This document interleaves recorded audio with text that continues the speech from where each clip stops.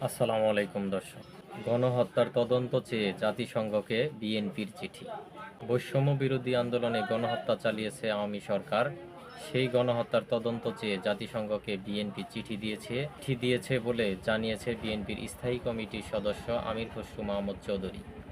মঙ্গলবার ঢাকাস্থ জাতিসংঘের আবাসিক প্রতিনিধির সঙ্গে বিএনপির প্রতিনিধি দলের বৈঠক হয়। সেখানে এ চিঠি হস্তান্তর করে বিএনপি।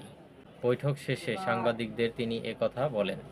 আমির খসরু বলেন, আমরা জাতিসংঘের কাছে আবেদন করেছি, একটি অবৈধ সরকারের অধীনে যে গণহত্যা হয়েছে তার একটি নিরপেক্ষ, স্বচ্ছ ও আন্তর্জাতিক মানের তদন্ত চেয়েছি। এ সময় সত্য উদ্ঘাটন করার অনুরোধ জানানো হয়েছে বলেও জানান তিনি।